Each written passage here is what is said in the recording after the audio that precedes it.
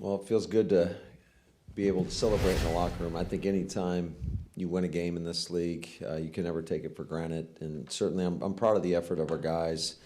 They continue to battle. The Rams, you got to give them a lot of credit. They played us tough for 3.5 quarters, and obviously being shorthanded, anytime you don't have your quarterback with the caliber of Matthew Stafford, that's tough for them. But I was really proud of our defense today because they were put in some really tough situations, and we survived some of those bad spots. Obviously, to open up the second half with the fumble on the first play, it's definitely not what we talked about at halftime.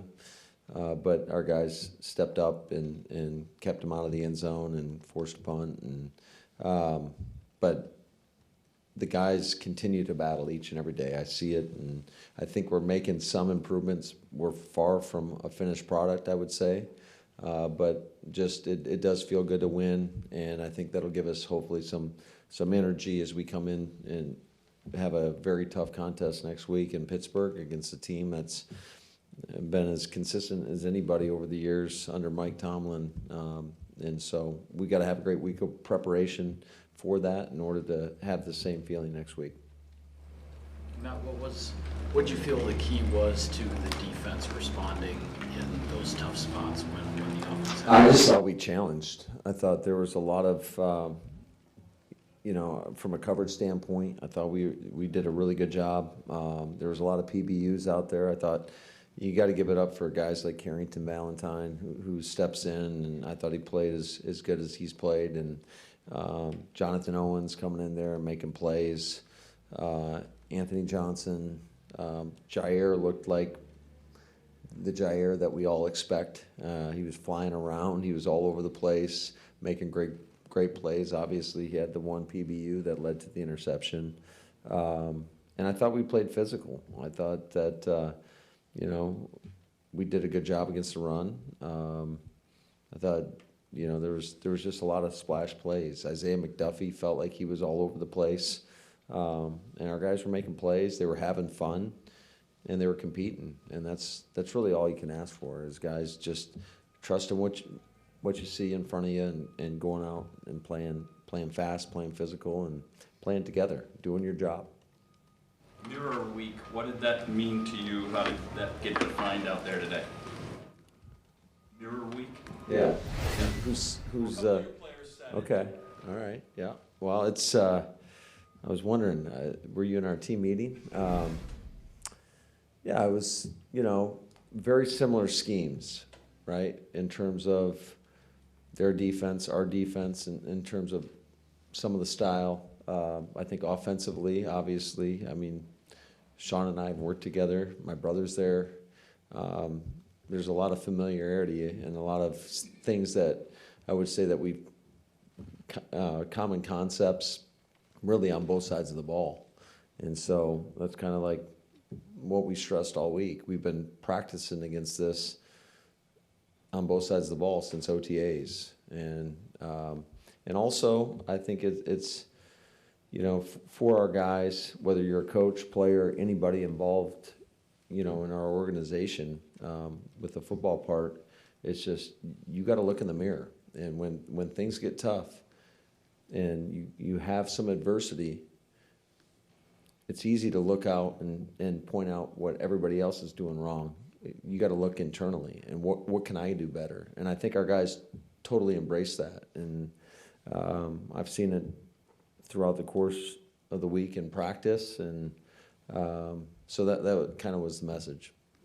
Touchdown late. Jordan says that was a play that was put in this week. What went into that scheme and that design to get his first NFL touchdown? I'm trying to remember how exactly that play got in, who suggested it, but that's something that we've seen around the league. That's not the first time that play's ever been run.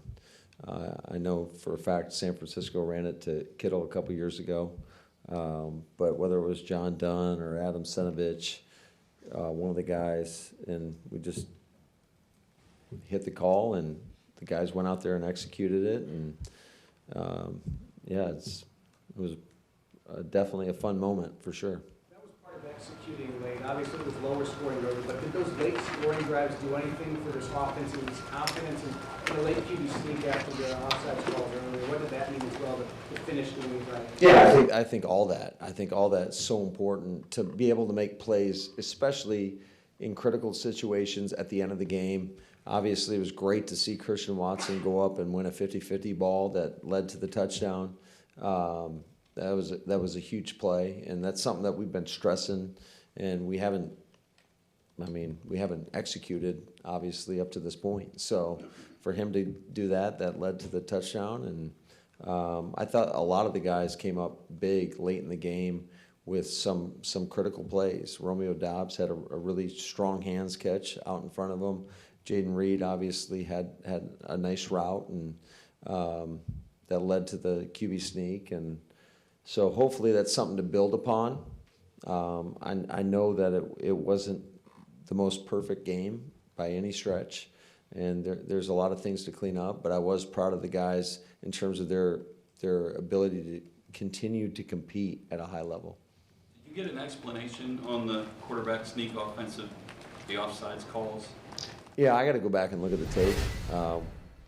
They called it close, and they called what they called.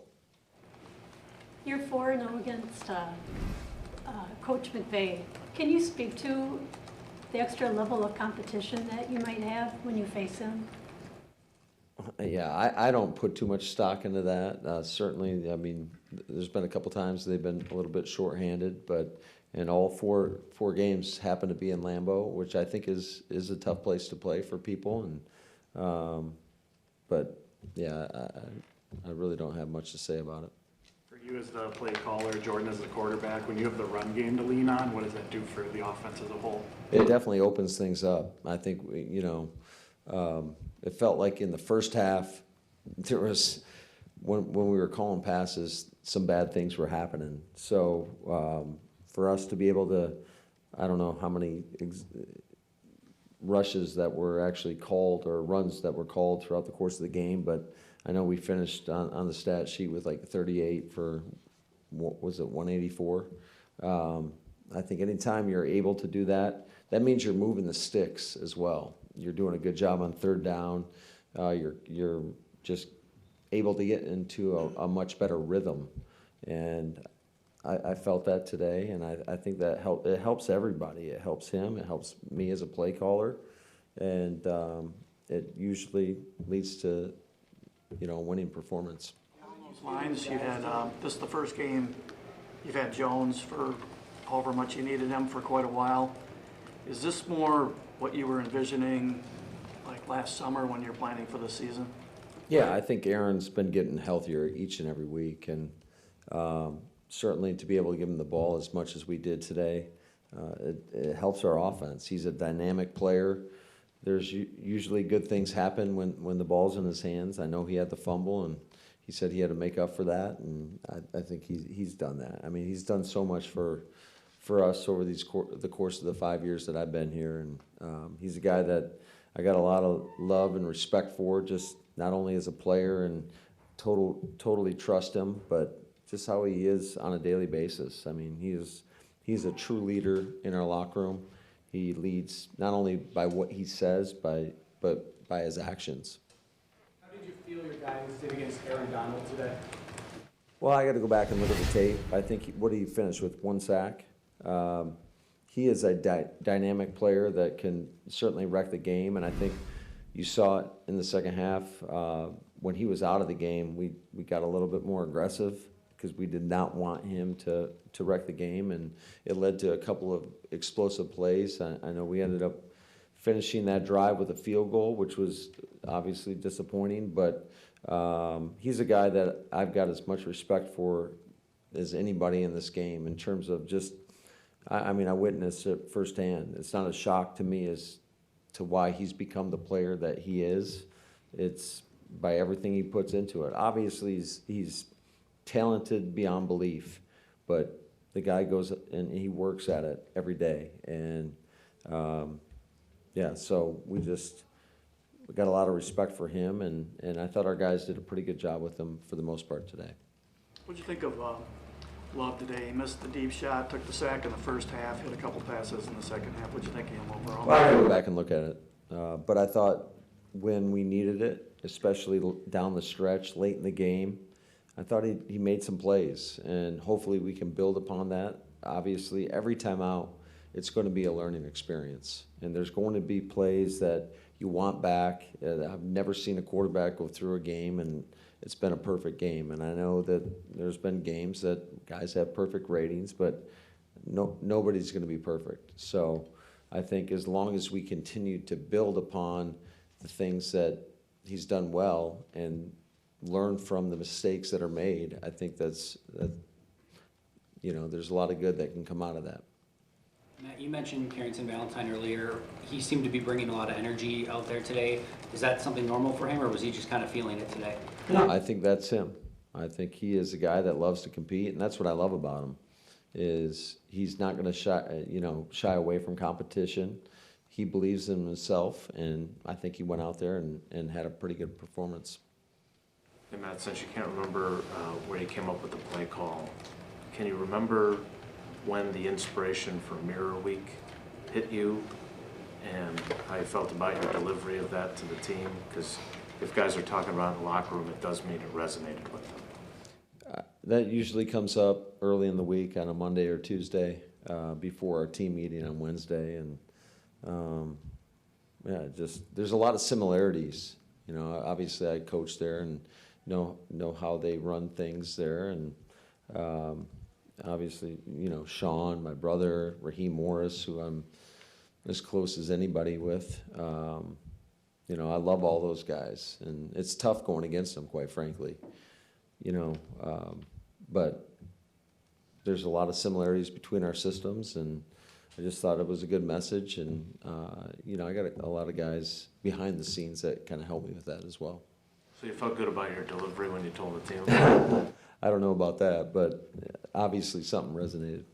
Now, your defense had a tough week. They lost one of their leaders in a trade. Do you sense that they rallied to that, and maybe in those situations that happens? Yeah, I think the guys rose, kind of stepped up when they needed to, and guys like Isaiah McDuffie, like I mentioned earlier, and CV, and Jonathan Owens, Anthony Johnson, getting thrust into some roles and having to play more plays than that they're accustomed to. I thought they did a great job.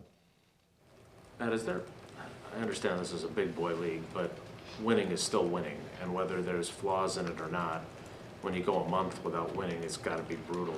What are you allowed to do now with these guys? You can get after them a little bit more. What's the value of just having that winning feeling in your locker room again, and what does it do for you moving forward? I think it energizes everybody. Certainly, there's a lot of hours, a lot of time that goes into this thing, and a lot of effort, quite frankly. And nobody cares about your circumstances. You're expected to go out there and compete at a high level each and every week, no matter who you're playing, when you're playing, what you're going through, what adversity. And I just think that we have a really resilient locker room and guys that care about not only this game but each other. And hopefully that's something we can build upon moving forward. Two more, please. How high is your concern level with Kenny? Well, anytime a guy can't finish a game, you're very concerned. But as far as long-term, I would say there's not a lot of concern there. But yeah, he's as important as anybody to our team and specifically to our defense. I mean, he is an elite player, and he does it not only by what he puts out on the field each and every week, but by his actions. And I know he's a soft-spoken leader, but he is a leader nonetheless. Any indication on Watson early for the back, chest, and concussion? He's being evaluated. He's not. We feel good that he's not concussed, but I think he landed on the ball, and we're going through everything. He did not have to go to the hospital. Excuse me? He did not have to go to the hospital, as far as you know. As far as I know, no.